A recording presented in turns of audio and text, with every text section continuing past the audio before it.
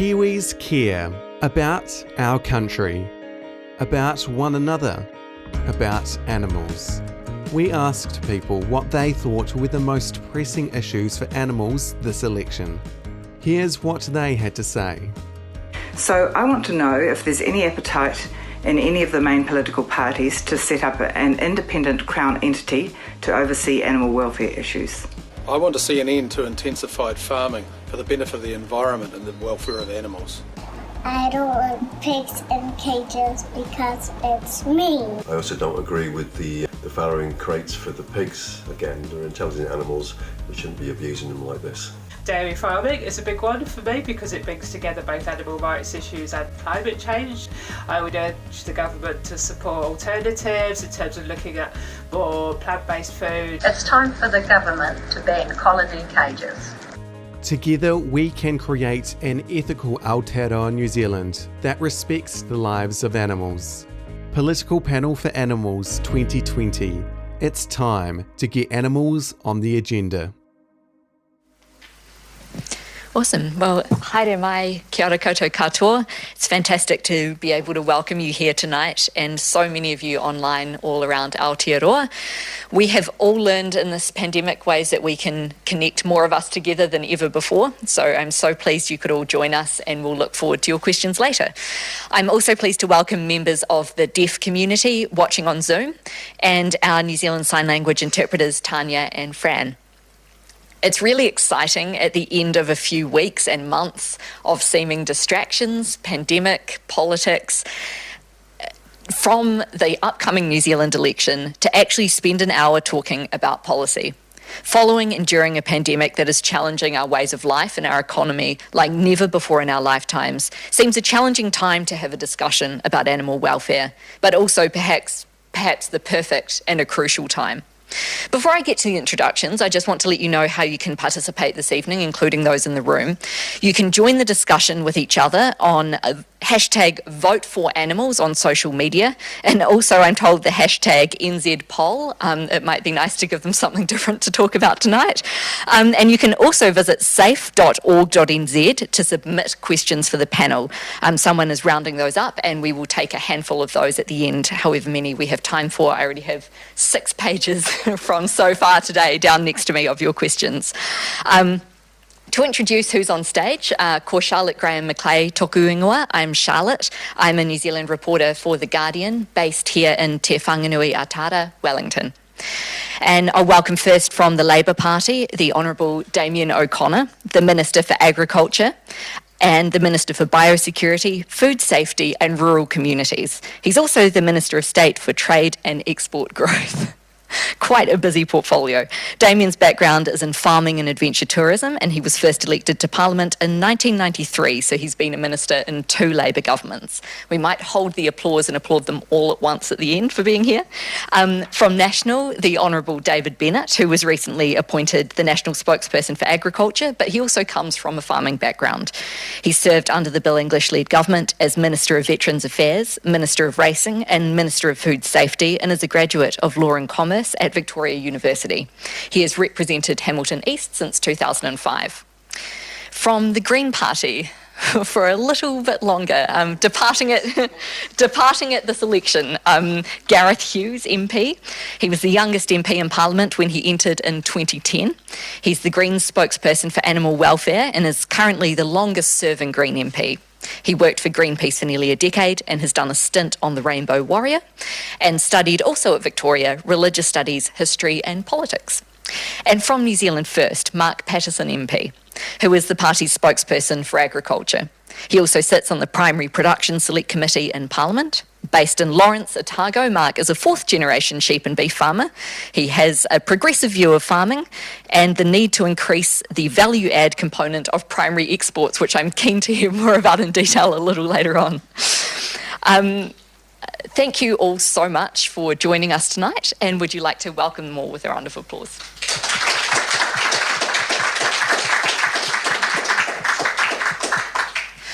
Now, I thought it might be nice to get a bit of a report card first from those who are currently in government or have previously been in government, which covers everyone, helpfully. So perhaps to the Minister first, What is the one thing that you're most proud of in this term of government in terms of advancing animal welfare that is a tangible thing that this government has done? The issue of intensive winter grazing, which is a practice used right throughout New Zealand, but more so in Southland because of the growing patterns of grass. And we saw some pretty horrific images. And people would have, over the years, I guess, seen those from time to time. But clearly, with the new levels of scrutiny on our farming systems, new expectations from consumers, those images are no longer acceptable. And so while animals have to be fed through the winter, it wasn't simply possible to stop that, to intervene, but we pulled together a task force. We have some recommendations and we're rolling them out, and already this winter, and it does depend on the weather, but the practices so far are a lot better. Okay, so you're looking to eliminate that over the next period? We won't eliminate intensive winter grazing. It's part of a normal farming system, but we'll have clear protocols that say that this is what you have to do, and some of it's ensuring that there's a relatively dry area. You can't, if it rains, you can't guarantee it's dry. That the mud is minimal, and that the animals have enough to eat, and that they can carry out normal practice, which is walking around and not in mud. And who is going to be managing those protocols to make sure that they're followed? Regional councils, MPI, SPCA, anyone with a phone. That's the reality. That people know we've raised the profile of it, and I think every person in Southland would be aware that that's not something that will be tolerated. And someone driving past in a car will take a photo and go to either MPI, to the regional or district council, and say this is not on. So you welcome that, members of the Absolutely. public? Okay, yeah. Cool. Well, good for everyone to know. That's the reality of farming systems, I think, and pretty much everything we do in our country, that we are in a fishbowl, and people's expectation, as long as they're reasonable, have to be met.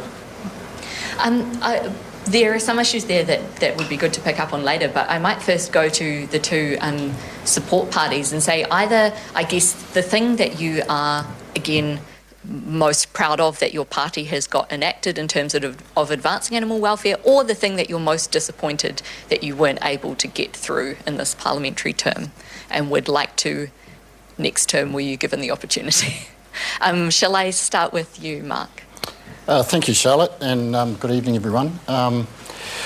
Look, I guess in terms of the animal welfare stuff, we tended to work pretty closely with Damien. I don't think there's been much of a gap in terms of how we've seen the space, and I would actually just like to endorse the sentiments around the winter grazing, because I do farm in South Otago, and not far from the Southland border, and it's an incredibly important part of our farming system. We can't grow grass through the winter months, so we do need to be able to manage it. It's an important tool, but it's also, I think farmers are increasingly aware that it's under scrutiny, that standards have to lift, that we have to put more contingencies in place, and I see Helen's here. She you're involved in that task force.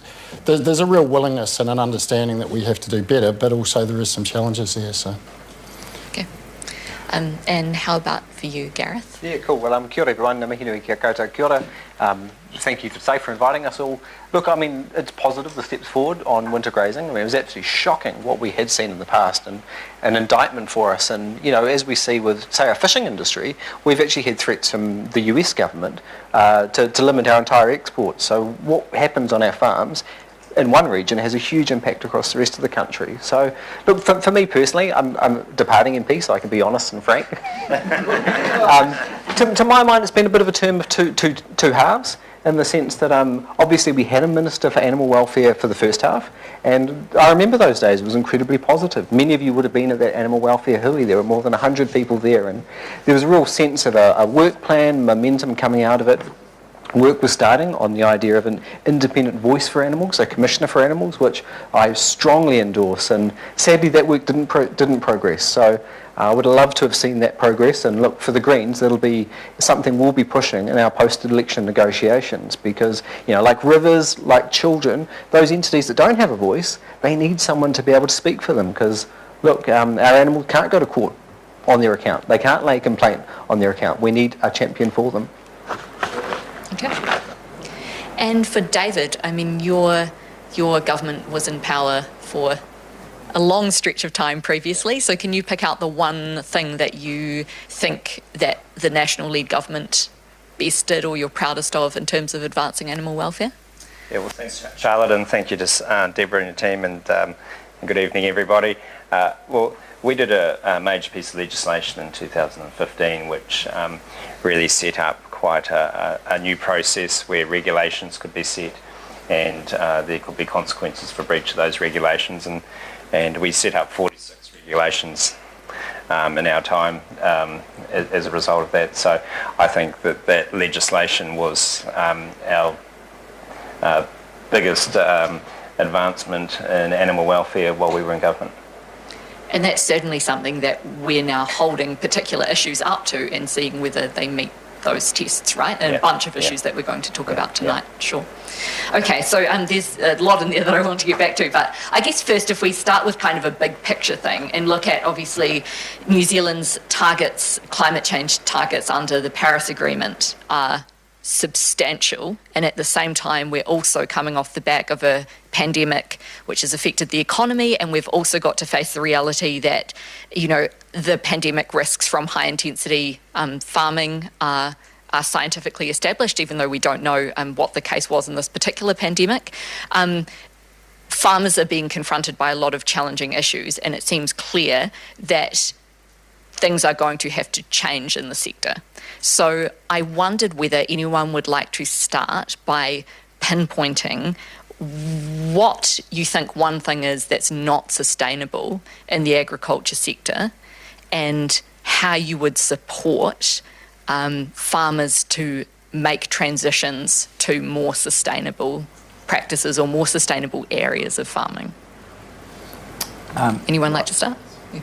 I think the Minister had his hand up first. There'll be things that will change and that won't be continued, whether that you call them unsustainable or not. I guess farm practice in this country has evolved far more quickly than just about anywhere else in the world. And farmers do respond to market signals, and they also respond to public opinion. Maybe a little slower on public opinion because people get entrenched in what they do, and I'd suggest that happens in everything we do.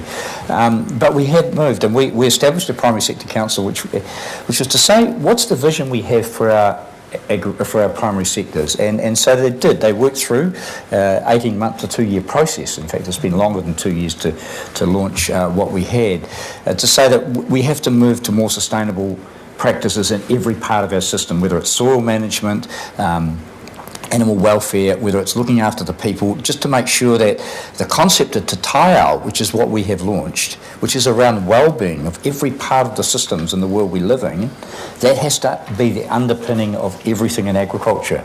And so what could change? Everything.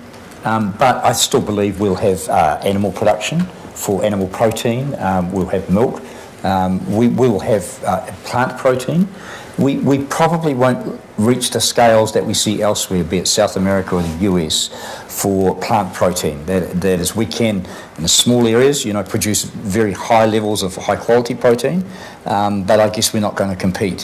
Where we are very good is at animal protein, and letting them convert sunshine and rain and a bit of nutrient effectively into grass and then into animal protein.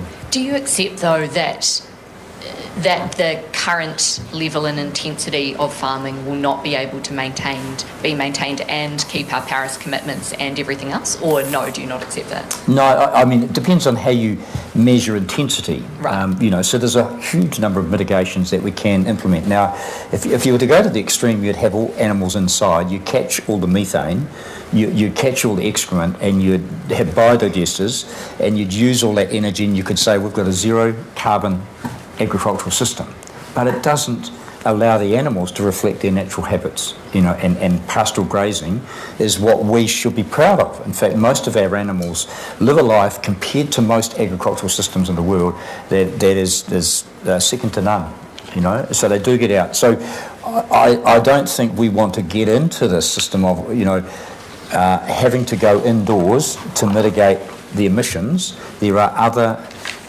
mitigations that are being developed, be it seaweed fed to animals, be it different pasture species, or be it lower levels of stocking rates per hectare. All of those things will be part of it. Does anyone on the panel think that we need less animal-intensive farming? Surprise.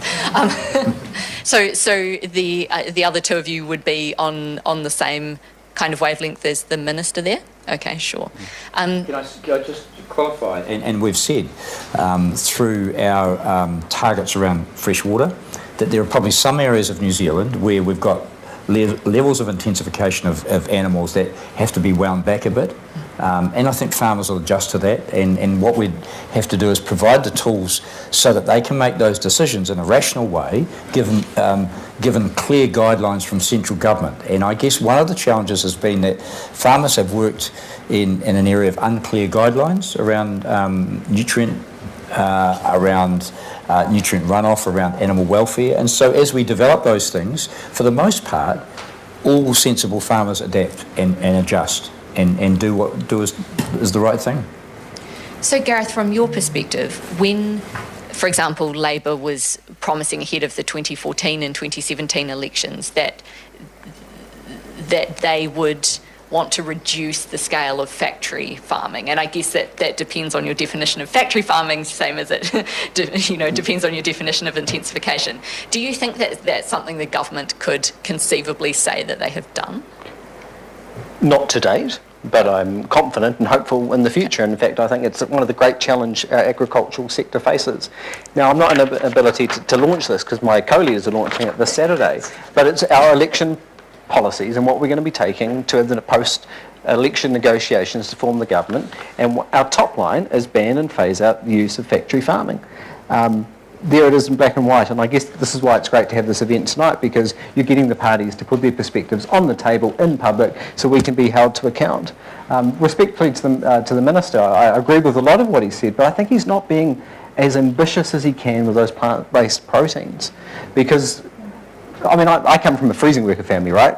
That closed in Gisborne in the 1980s.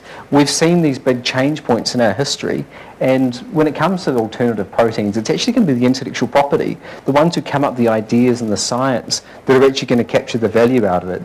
You know, I've been to a number of conferences, and we could actually see, factories in towns or close to towns overseas. It's unlikely. I think perhaps that's what the Minister was saying. We're not going to be exporting alternative proteins, but we need to be the ones coming up with the solutions, the innovation. That's what we did, more than 100 years ago with agriculture, and it's what we need to do again today. But I've found very little evidence that there's considerable thinking within the Crown Research Institutes, within our scientific enterprises. We should be setting a goal to try and lead the world in the development of alternative proteins, alternative milks. I've raised with the Minister challenges companies are having in New Zealand trying to get safety accreditation for oat milk, for example, or alternative milks. We need to have a much more positive, open environment to that. I mean, there will always be bureaucratic hitches to whatever we do in terms of new technology, but I have to say we are open to all of those things. We're not closing the door to that, but we still have the reality of animal protein feeding hundreds of millions of people across the world, and I guess we have the privilege and the luxury of a first world nation of being able to have those, make those decisions and those choices.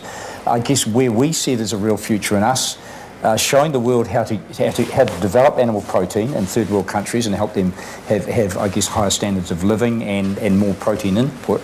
But do it in a way that reduces the impact on emissions and climate change. And that's where we have been putting our efforts through the Global Research Alliance, so that how we can continue with animal protein and plant protein. We're not shutting the door to that, but that's an area of expertise that we have developed.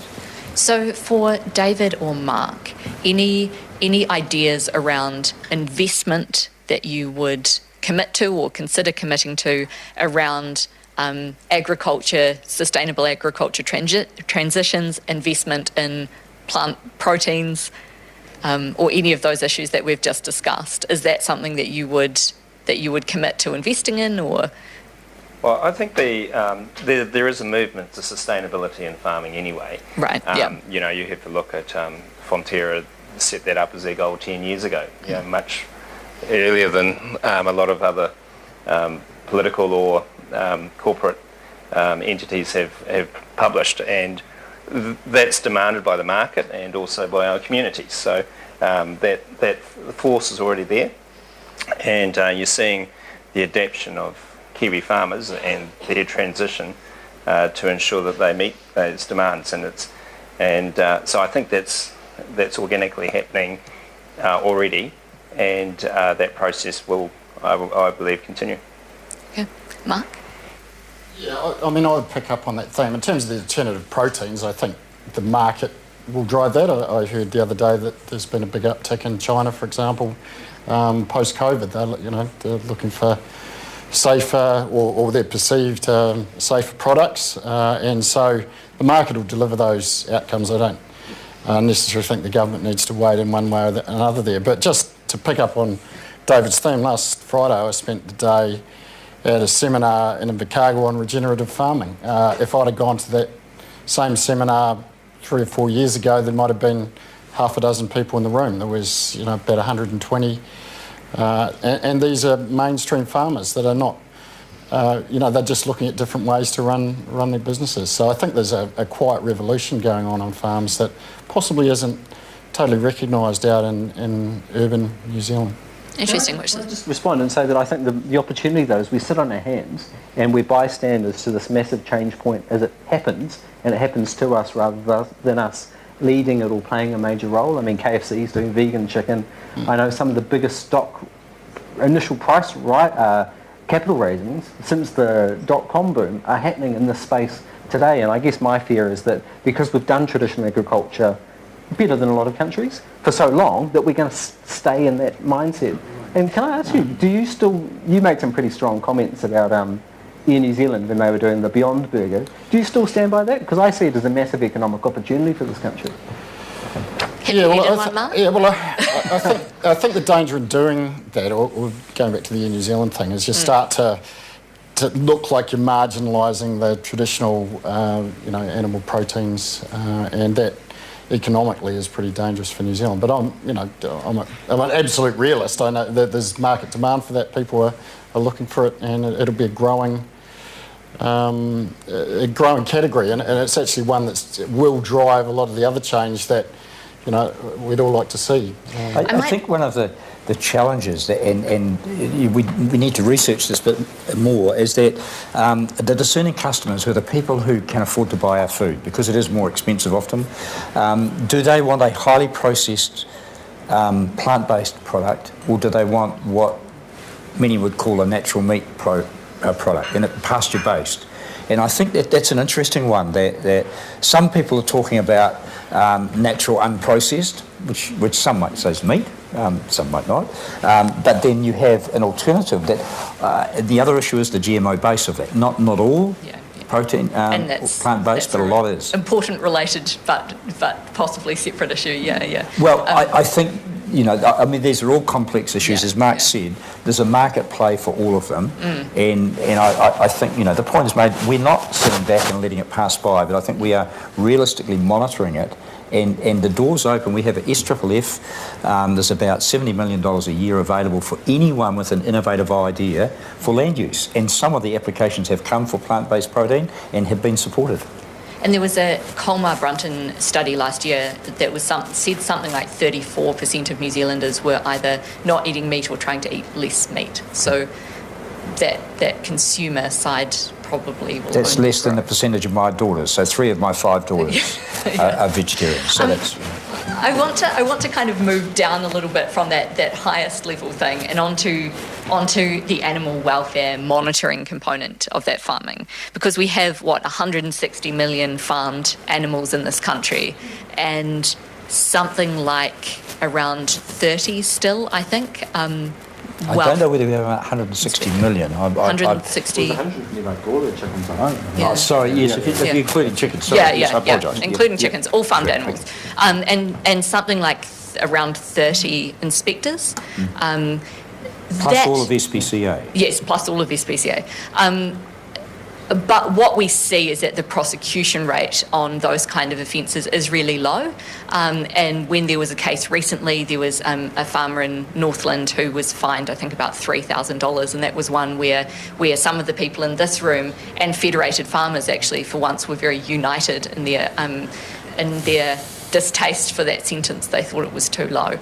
So I wondered what commitment people would make to monitoring and enforcement, particularly around those components of the 2015 amendments to the Animal Welfare Act, and whether it is possible to do that without an independent, separate body or commissioner. Perhaps might start with you this time, David. What would your commitment be to that?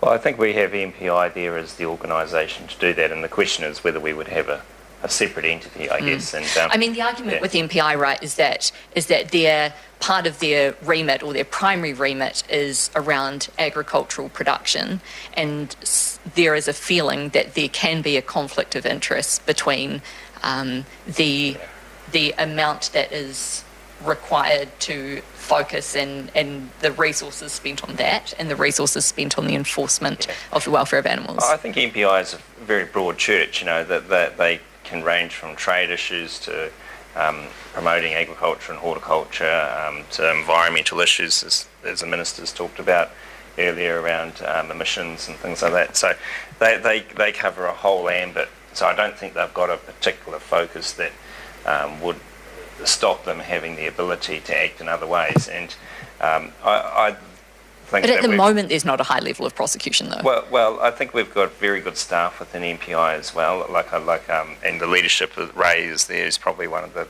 the most senior government CEOs, and I think we need to trust them as an organisation.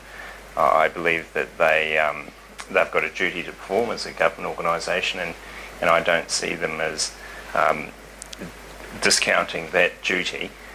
Because they've got other duties to perform as well. I think they're a thorough enough organisation to do both. So you would have MPI do it. Would you allocate more resources to that? Because 30 inspectors doesn't sound a lot. Well, that's up to them to determine how they want to, and the CEO will determine that as the person that determines how they use that income. Right, so you wouldn't allocate specifically for a particular... That's the ministers can't get involved in. It's like us saying that we should have 10 police in this town and 2 police in that town. But in terms of the overall program of animal welfare, that's something that you could allocate resources to. Well, you could, yeah. But they've got a budget there already, and I trust the MPI to be able to exercise that budget well. And if they came to you and said, well, they needed more money, well, that's their ability to do that, to lobby the minister. Okay, well, if anyone is listening from MPI and wants some more money. We have put more money in every year in our budget, and we. And I realise the number of inspectors has risen from the low 20s, I think, to about 30, right? So look, there's no mandate not to prosecute. In fact, I have encouraged them to proceed with prosecution. Clearly, there are legal issues. The way the law's set up, so sometimes they say we're not going to get a prosecution on this. I have encouraged them in some areas to move ahead and at least take it to court. And they have to make that judgment, not me. I'm not a lawyer. So there's been no instruction at all to ease off on prosecutions. It's up to them. We have put more money into SPCA, and they are on the ground and they can bring issues. I've not heard from SPCA complaints that issues that they've raised haven't been prosecuted in the court. There have been infringement notices. There has been a follow-up. And if they were knocking on my door and saying, you should be prosecuting, and you're not, then I would take issue and I'd follow that up. That hasn't been the case, and I think there are a whole lot of circumstances, and I'm not making a judgment on the judge himself, he or her, their judgment, but they do have all the facts before them, and the law is there, and no one would support that kind of behaviour, but in the end the judge made a call on what was the appropriate penalty. Some of the most high profile cases in recent years have come about because of activist videos that were taken in some cases in breach of the law. Does that mean that there aren't enough people out there actually checking? Probably.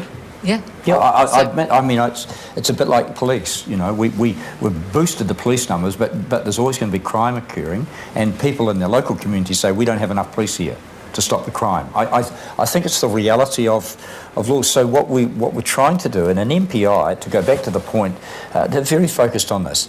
We can't have sustainable production systems in farming unless we have really good high animal welfare standards. I met this afternoon with the European ambassadors.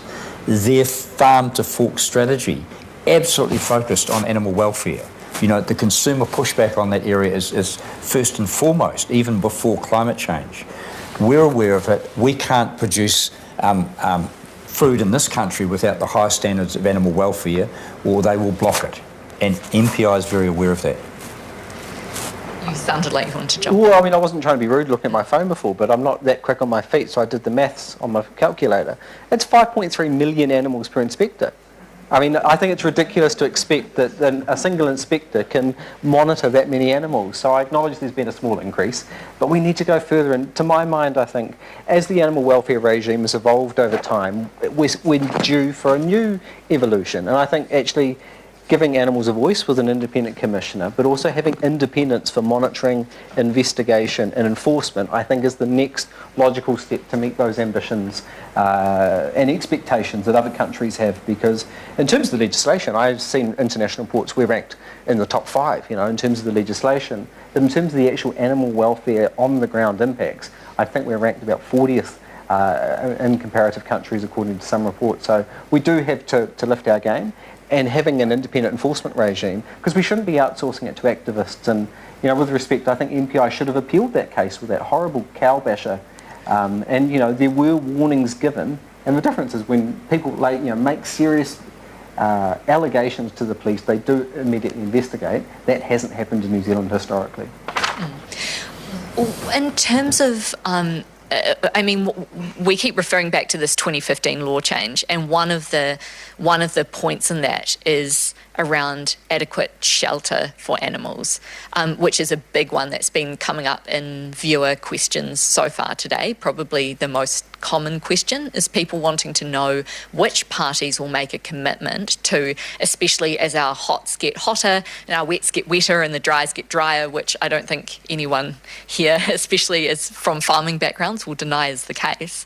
How are we protecting animals from the elements, and what kind of commitments would you make to imposing rules, standards, protocols around that kind of thing? Mark, shall we start with you? Well, normally forums I go to, I'm criticised for us putting too many trees in rather than taking that. But yeah, well, I mean, I grew up on the Canterbury Plains, and back in those days, you know, there was a shelter belt in every paddock. So, you know, I must admit I have some sympathy with, you know, you see the big centre pivots and they've taken everything out. So, yeah, I think, yeah, more work should be done actually in trying to have some shelter, but, you know, low sort of flex type shelter or whatever you can build into those systems. But do we need to make it a rule? Does it have to be regulated in some way? It's actually in the law now. Right. There should be. Yeah. Well, I mean, it's in the Act, yeah. But it's not necessarily. The other side of it too is that as markets evolve and companies evolve, like for example, organic dairy farmers, for example, have a planting regime. On their property for exactly that reason, you know, and as the markets evolve and you're seeing, especially in the dairy industry, a development of pricing of payment based on quality of product, and that's not just quality as in cleanliness, but also other factors around animal health and animal welfare as well are coming into that. So I think that will evolve over time. Through a lot of our producers as well. It does come back to that enforcement piece again though, right? Because adequate shelter is, as you've just pointed out, in the Animal Welfare Act. I think what you see is, as Mark said, you know, there used to be these rows of big pine trees not ideal either, but in Canterbury, and they've come down, and what we are seeing, thankfully, is better, often indigenous flaxes and lower bushes appearing on most of those dairy farms. And the ones that don't have them, you know, they should be forced to change that. I think that will happen, and indeed most good farmers have done that. As soon as they've got their basic infrastructure in place, then they do start to plant. There's a whole lot more that we could get to in this monitoring space, and perhaps we will in some of the listener questions, but I do want to move on to colony cages, which I think is not only a big issue for some of the people here, but also for the public and, you know, consumers making decisions around buying eggs has definitely increased in terms of the public interest and how invested people are in that. So the last time SAFE had one of these debates, they were talking about phasing out battery cages by 2022 was kind of the big news. And what we've moved to instead is these colony cages, which advocates would say are still indoors, they're still windowless, there's still not enough room given to the birds. I think the space is 750 square centimetres, which is a little bit bigger than a sheet of paper like this per bird for their lifetime. Although those cages do have more furnishings and that sort of thing in them, and they have more birds in them as well. I mean, is that enough space for a bird for their lifetimes? Is phasing out colony cages the next thing, or do you think that that's something the industry is? I mean, we seek advice from NAWAC on this, and it's an independent agency. It's not got an agenda. It's to give us the best possible advice. Weighing up, of course, it's not oblivious to the realities of production systems and the costs.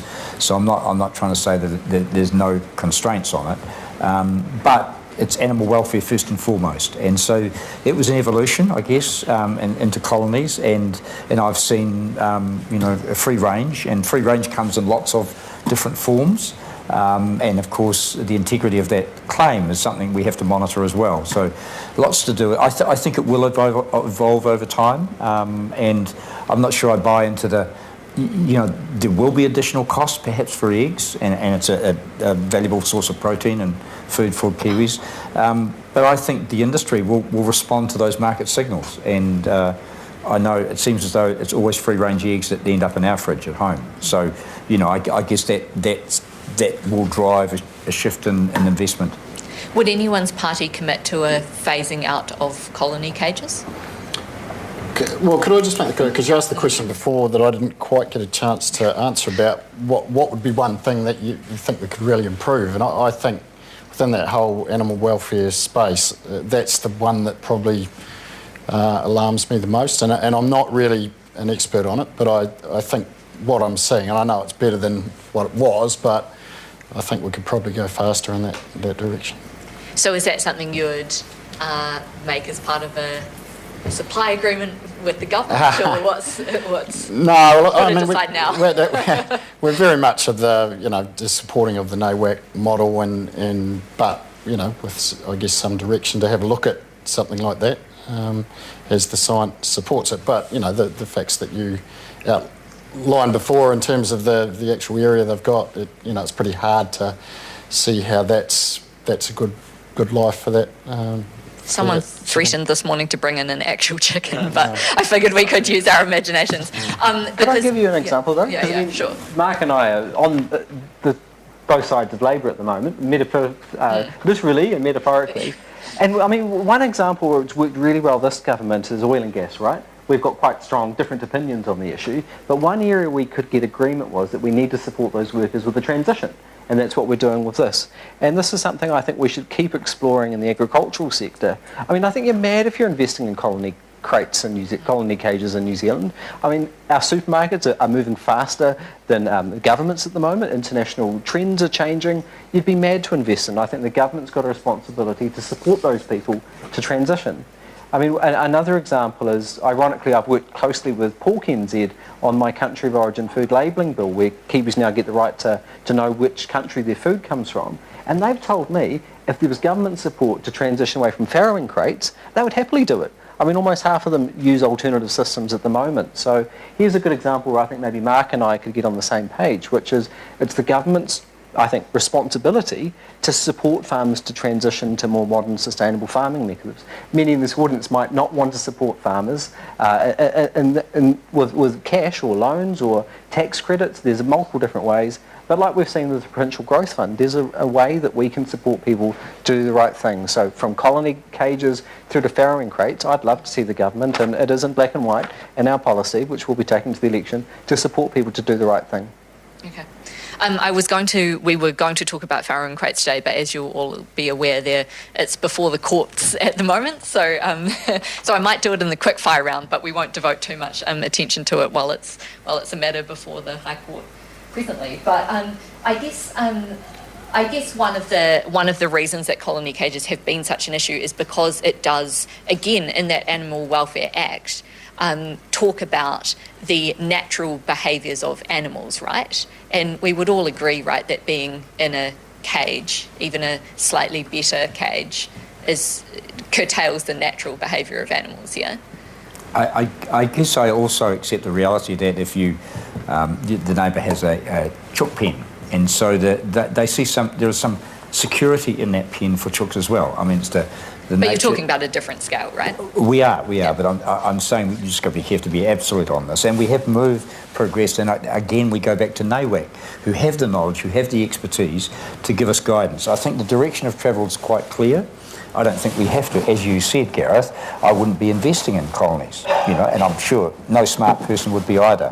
So we're going to move in that direction over time. I guess the issue is the cost. As I said, it may not be as great as people claim, and over time it might be something that happens anyway. I guess the speed of travel is often the issue that we're debating here in animal welfare. I'm just going to say, I think it's unacceptable. I mean, that tiny single scratch pad is not, I think, consistent with our law, and this is part of the problem with the animal welfare policy environment in New Zealand, is we've got good legislation, but the codes of welfare, as we see with other areas like rodeos, I believe act as a weakening and a legal protection for lower standards than what the Act otherwise would be. I've got chickens at home. We keep them for weed control. They're great for getting rid of Trader Scantia in Wellington. I hate the idea that they would be confined in such a tiny space. And because otherwise, what's the point of this kind of internationally groundbreaking law, right, if we don't follow it? But we are following the law according to the guidance from NAWAC, but I mean that's interpretation. I mean, so some of these things go to court for judgment and interpretation. In terms of commitments that your parties have made, Gareth just mentioned rodeos, and that was something that Labour talked about before the last election, was reforming elements of rodeos, things like flank straps, electric prodders and that kind of thing. We haven't seen movement in that space. Yes, we have. Yes, we have. But those markers that are generally pointed out as the ones that people find. No, we have seen improvement of rodeos, and there's monitoring. And so to say that nothing has happened is incorrect. But you've still got all of those markers there. There are still rodeos going on. But I mean those markers like flank straps, the electric prodders. Sorry? Animals are still dying. I mean, last season. People do on the roads as well. Yeah, I know. We have some terrible tragedies across our... And it's not intended at all. But we don't have death races with audiences watching people... Well, I won't go any further into that, other than say that if we go to a motor race, you might. I'm saying, look, rodeos have been accepted. Again, we take guidance, and there'll be people who don't agree with them. I accept that, but we have made progress in terms of monitoring and ensuring that animals are better protected. And I have said somewhat flippantly, people might say, that my experience of some of those rodeo animals, they're looked after far better than perhaps any other animals, across the normal agricultural system. Not to say that the others are abused, but to say that they are valued. It might be for purposes that people don't see as fair, but they are looked after and cared for, and we have done we've made some changes to make sure that at the rodeos themselves, less possible harm can occur. I've made it a priority for myself this term, because I believe what we do to animals in public sends a very strong message to what happens to animals in private. And the fact that this is happening, and look, you would be arrested if you did it to a companion animal. And I acknowledge the work of the Animal Law Association. They've done the legal analysis of it. NAWAC did look at it, and they found only a single event, the barrel race, didn't have animal welfare impacts. So, look, I think it's an indictment. Obviously, it's changing already because they're less popular. The rodeos are declining. Sponsors are pulling out. Look, again, I see the Green Party's job is to support the government to do the right thing, because it's the right thing to do. And that's what we'll be pushing in the next election. And it's been the bill I've had in the ballot. Unfortunately, it hasn't been pulled this term.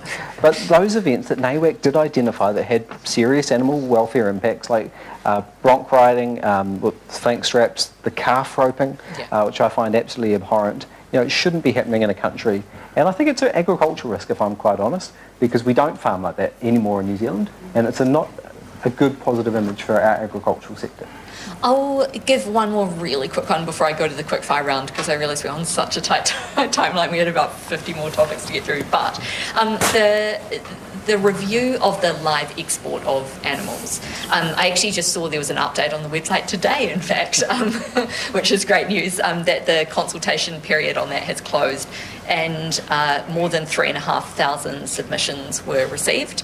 I guess I might just go down the line and say, obviously, for Labour, presumably that means you would be, awaiting the content of those submissions and to see what they were. But I might start with David and say, the export of live animals. Would you want a policy around committing to only exporting to countries that had similar animal welfare standards to New Zealand, or any other kind of change or restriction on the export of live animals?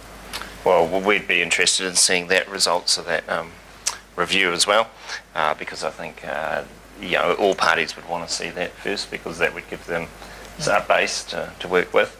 But essentially, live exports for slaughter is not allowed, and it's for breeding purposes that animals would be exported. And there are certain markets that like to have our animals as they're growing their industries, and it depends on the market as well around how that actually fulfills itself in the future. But I think we'd wait to see that review. But in the meantime, you've got certain rules there as well that have got restrictions on the ability to live export animals for certain purposes. Anyone wouldn't wait to see the results of the review? Yes. No, yes, in the sense that I acknowledge the Minister for commencing the review, and the Green Party is formally consulted on these decisions, and in every part of correspondence I've urged the strongest possible protections and prohibitions. When you've got ships with 30,000 animals and a single vet on board, that's just not appropriate. And there aren't. And in fact, one of the things we've done before the review's completed is upgraded the level of scrutiny and oversight that we have on any of these shipments.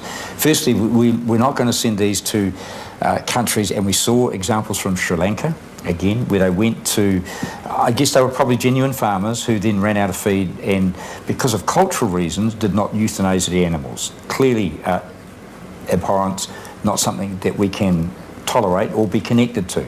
So the animals that we have been sending out of the country in the last, 6 to 8 months, have all gone to China. They're all high-value breeding animals.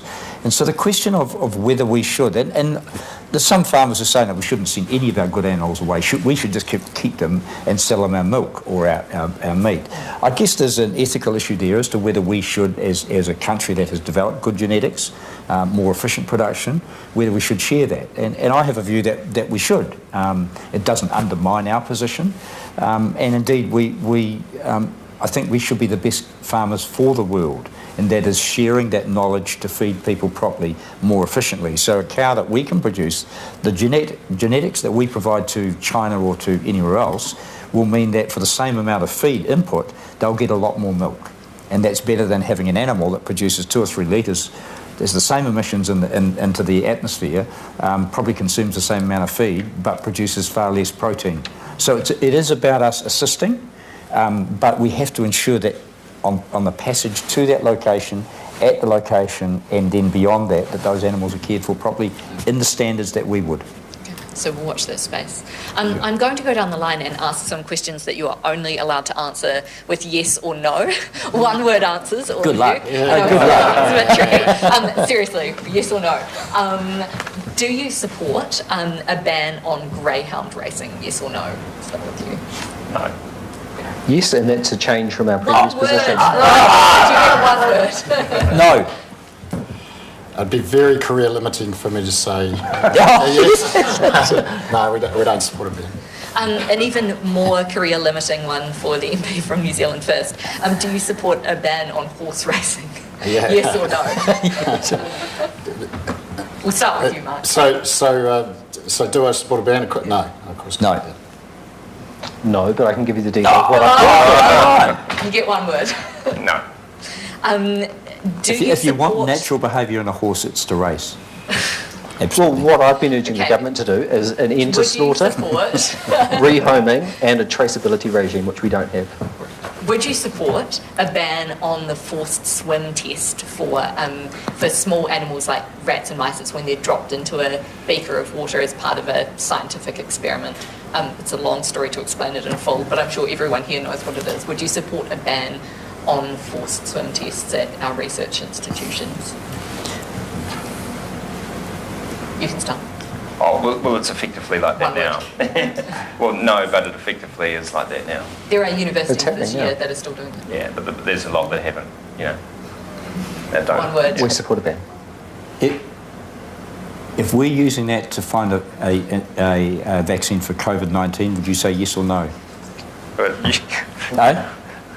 These are the real questions. You have to answer. Okay, so your answer is no? That's the issue. That's no? the issue. Okay. It's happening in universities because we're cheap. Okay. That's the Mark, honest one answer. word. No. Okay. Do we need a crown entity for animals? I think we're pretty clear on this, but let's just go straight down the line. Crown entity for animals? No. Yes. It's called MPI. No. Do we need a Minister for Animal Welfare or similar job title, as we had until 2018? No. Yes. I am. I'd go yes. Would you ban live exports to countries that have worse animal welfare codes than New Zealand? No. Yes. No. I'd like to, but no, I can't. Would you phase out fast-grow chickens for meat? No. Yes. Yes, eat meat.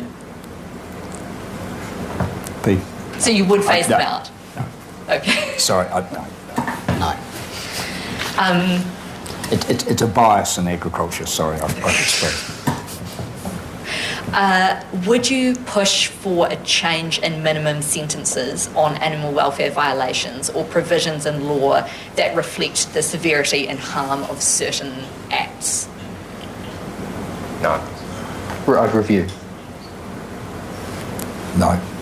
Current situation is adequate. Not at this stage. Okay. That was the quickfire round. It was more difficult than I anticipated. Yes. But this is why we could be here all night on these topics. And I think we've got some questions from viewers that are coming from somewhere. I think they may have been sent to my phone. They have. Excellent. So actually, I saw one earlier that was lovely. Anyone here got a dog? Yes. Against my better judgment. Because actually, I've always believed that dogs should be out to run around the farm. Alan spends a little bit too much time inside. So the question from the viewer was, where do they sleep? Where do they sleep? Yeah. In the house, against my advice. I enjoy dogs, and I guess that from a farm perspective, I've always had dogs that run around in the mud in the cow shed, and I've not liked them inside, and I maintain that, but I'm not the boss. Yeah, actually quite similar. Yeah, we've got kennels, good kennels, but my daughters drag the dogs inside and frosty nights down south. So Touche. Can I say a controversial position, which is I think we should be registering breeders and banning the trade of animals on Trade Me, for example. You know, I've worked with a lot of companion animal charity rescue groups in New Zealand, and we're seeing some absolutely shocking conditions with backyard breeders and the conditions that the SPCA aren't able to prosecute because they just don't have the resources, and we need to strengthen those. So, look, I know that's a controversial position, but I think we need to evolve as we have with, microchipping with dogs previously. This is the next step. But doesn't that go to the heart of an issue? You don't want to ban companion animals, but there are people who abuse animals inside.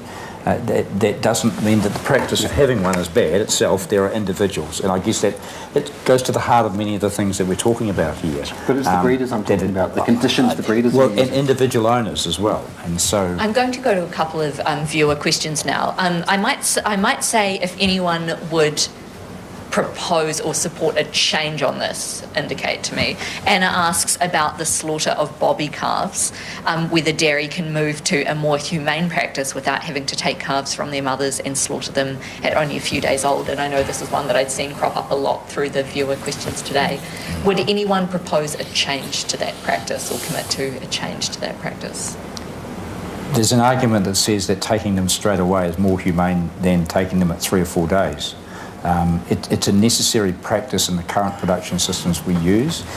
We have to be mindful of changing attitudes internationally to this and maybe having to adapt our systems for that.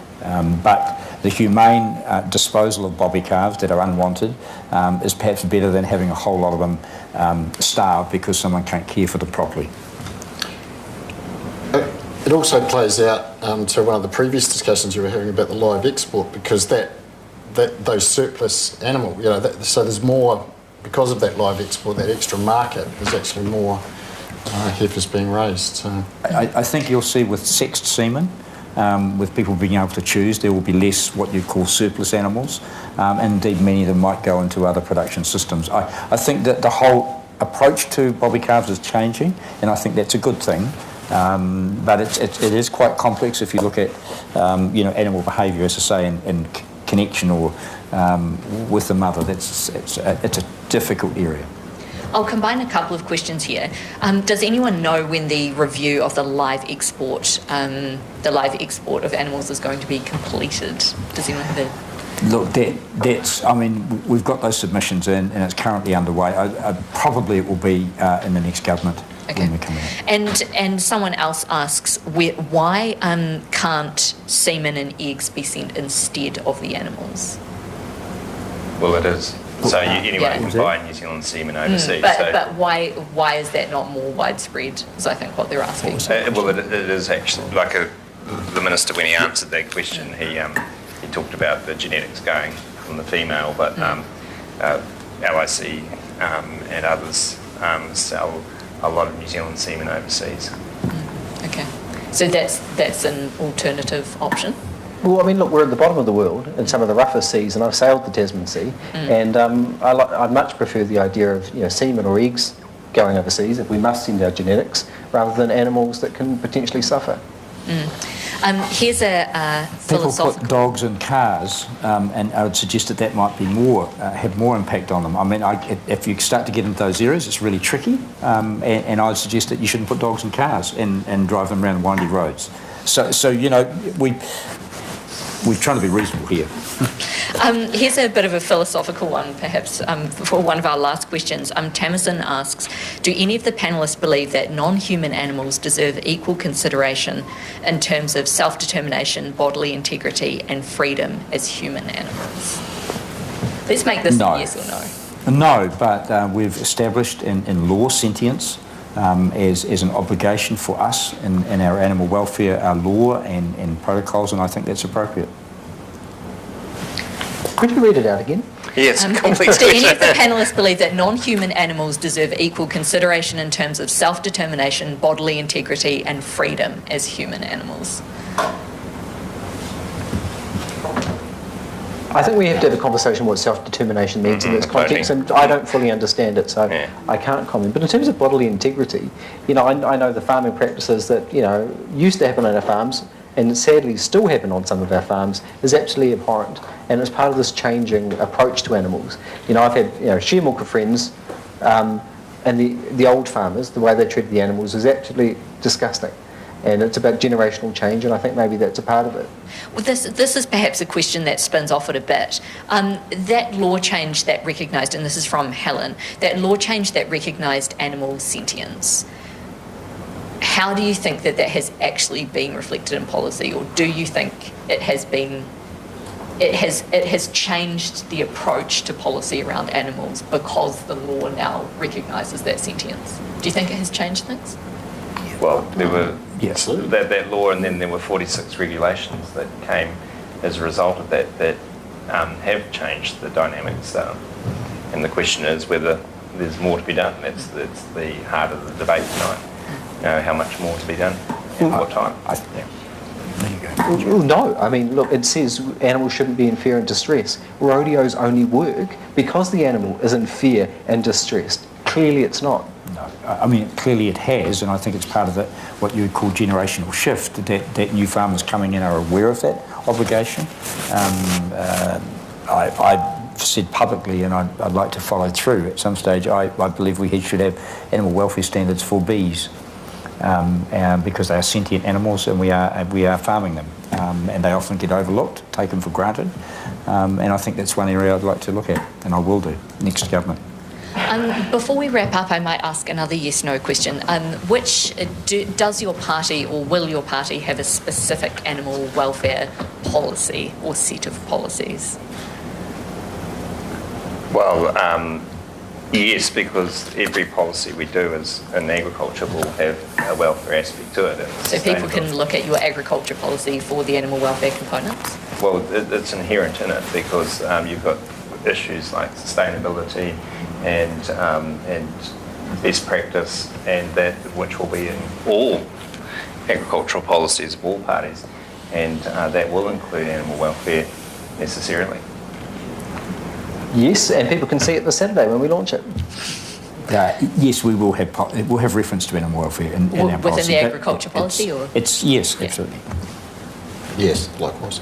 You'll have a specific animal welfare policy? Yeah, we'll certainly have reference to animal welfare issues. Okay. I think there's a bunch more. I mean, people I think in a couple of places just aren't quite satisfied with the answers, particularly on rodeos. I think that they were hoping for a bit more. So if you want to think about soliciting some votes, that might be an area. Calf roping. We're not big. Look, I think in the area of calf roping, there are ways, and I know that they're working with the Cowboys Association, I guess, to work on. In my view, there's no reason you shouldn't have a bungee that is appropriate to reduce the shock on those calves' necks. I absolutely agree with that, and I think there are ways through that either will have to happen or will be banned. I think part of the issue was that Labour was so kind of decisive, and I mean Trevor Mallard was so decisive before the last election about the practices that he found abhorrent within that I think it's now perhaps you're being held to that. I think he talked about things like flight straps and. Yep. I appreciate that, and I mean things evolve and change, and we had Necker who did a good job lifting profile, and I've tried to carry that on. People may see that as Minister of Agriculture, there's been less of a focus. There has been a change in a couple of areas, but there's no less focus. Yeah, so I should wait in here and run a little bit of defence because I've been an advocate for rodeos. So, but I am on record, and when we had the hui up in Auckland, I do think the calf roping is an area that we really do have to look at. But there's wider issues here. It's a really important social and cultural event in many of our rural areas, enjoyed by many, and it's actually a sport that the many generations of the same family take part in together, compete together. So we've, as politicians, have got to take all those aspects into consideration. I hear Gareth saying they're on the decline. Certainly the ones I go to, and the one in my hometown, Lawrence, is well attended. I know there's a few up north that might be falling by the wayside, but I think we need some balance to this debate. But it does have to keep evolving. I think that rope and tie is the I think that's where the concessions need to be made, and I tell the radio people that too when I'm talking to them. Okay, great.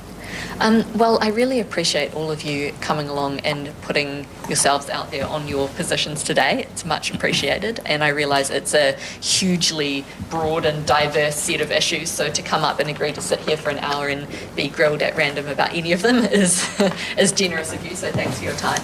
I would also like to thank, before we wrap up, Fran and Tanya, who have been interpreting for us this evening. And I'd also like to thank our live audience who are here in person. And also, of course, I would like to thank those of you, I think over 1,000 had registered earlier today to watch along at home, so we really appreciate that. And also, of course, SAFE for running this event. You can visit their website, safe.org.nz, to find out more information actually about a lot of the issues that we have talked about tonight.